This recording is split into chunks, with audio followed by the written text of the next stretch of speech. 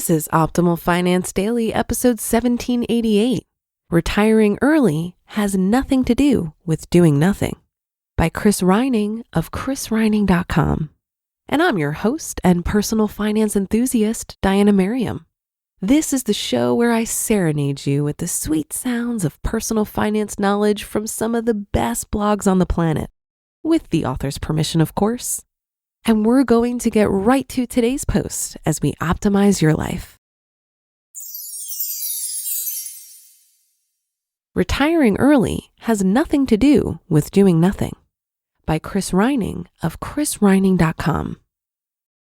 The early retirement movement continues to gain traction, mostly because there's an increasing amount of media coverage. When I agree to stories, they go viral. I guess retiring before 40 is pretty intriguing. But here's a little secret. I never liked sharing my story because it always felt braggy to me. When my picture was splashed across the front page of the New York Times wealth section for becoming a millionaire, coverage people would die for, I hated it. That was when I was still working. People at my office saw the article and sent emails. Congrats, you must be so proud. I never responded. But as time goes on, I'm better at embracing all this. What changed? Well, I see the exposure as opportunity. If my story inspires you, then I know I have a chance to help you. That's what I'm trying to do here. Of course, these stories also bring naysayers. Here's one recent email. Quote, doesn't it make you feel like a bit of a fraud to claim to be financially independent while you're spending a lot of time working and earning money from your website? All this work makes it seem like a career, maybe one you enjoy more than the one you had before, and not retirement, end quote. People have this idea that if you retire early, you're supposed to be on a beach, sitting there, rubbing coconut oil on your body, turning into some old, stupid, wrinkled sack of organs and bones. Look, retiring early has nothing to do with doing nothing. That's not the objective. It's about having control over your time. I asked my private email list what financial independence means to them, and not one person mentioned a beach. Why? They're intelligent, ambitious people. They want more time to watch their kids grow up, to do more meaningful work, the means to take a risk. Quote, I would do the following. Number 1, stop going to a job I don't love just to keep paying my Southern California mortgage. 2, pursue a terminal degree like a PhD in a field I'm passionate about, and then take a job at a local community college educating those who are just starting out on their educational and life journeys. Wow, it feels good to say that. I just wish there was a way to make it real. End quote. Quote, I would absolutely be staying home with my beautiful girls instead of working the grind day in and day out and seeing them grow up in a blink of an eye. End quote. Quote, I would travel around the world, photograph beautiful landscapes and cities, and write. Of course, that would require an exorbitant amount of money, so it's just a fantasy. End quote. Quote, I'm starting a business this year because I'm tired of wasting my life away at work.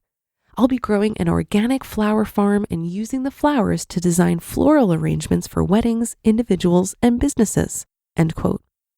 Quote, I'd spend 3 hours running and working on being in shape every day without guilt. End quote.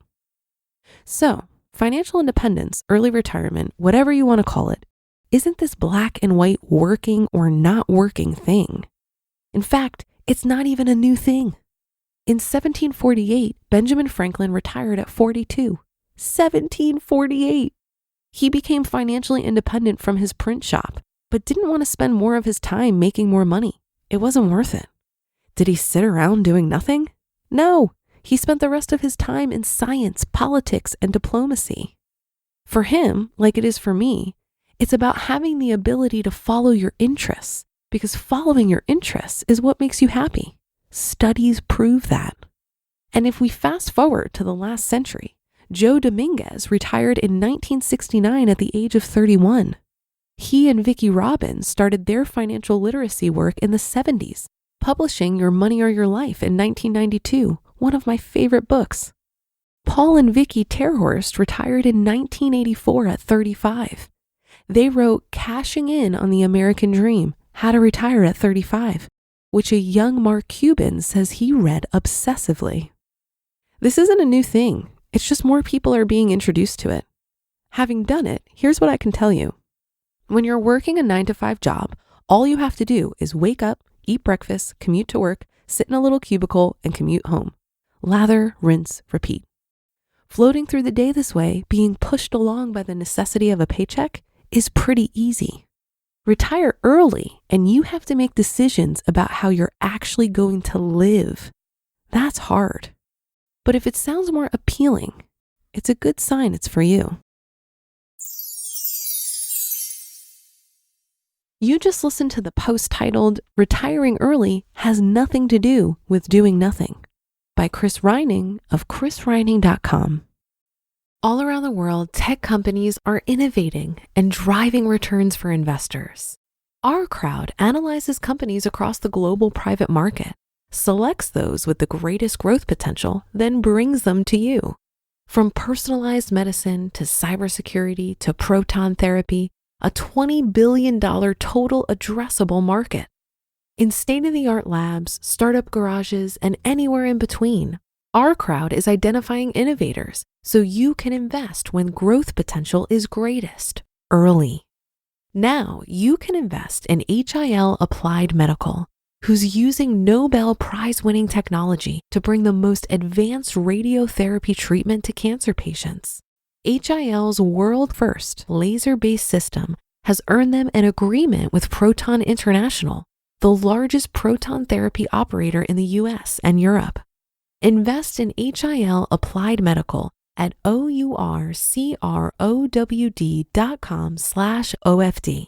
You can join OurCrowd for free at OurCrowd.com/OFD. Join the fastest growing venture capital investment community at OurCrowd.com/OFD. This article hit the nail on the head about some major misconceptions about financial independence and early retirement, often referred to as FIRE. To me, firing is much more about separating your finances from your work, not abandoning work altogether. Satisfying work is one of the great joys of life. And whether you retire at 30 or 65, why would you deprive yourself of that? The big difference between working during your accumulation years and working during your FIRE years is based on financial need. Before reaching FI, you're working to pay the bills, save, and otherwise fund your lifestyle. After FIRE, you're working if, when, and where you want, with no concern for the money. Oftentimes, hobbies or businesses you create can produce an income, and you'll want them to so that you can at least cover your costs for the work you're doing. However, the work you get to do when you no longer need an income to cover your living expenses can bring a satisfaction you may never have experienced when you were required to work for money. Many studies have linked retirement with a decline in health, because many people spend their retirement not doing anything that looks like work and wasting away with nothing to do. Yes, there will be and should be periods of extended rest and recuperation in retirement.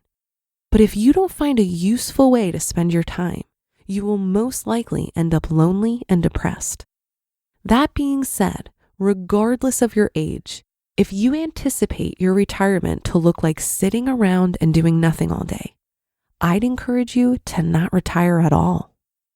And that's a wrap for another Monday show. Have a great start to your week, and I'll be back tomorrow where your optimal life awaits.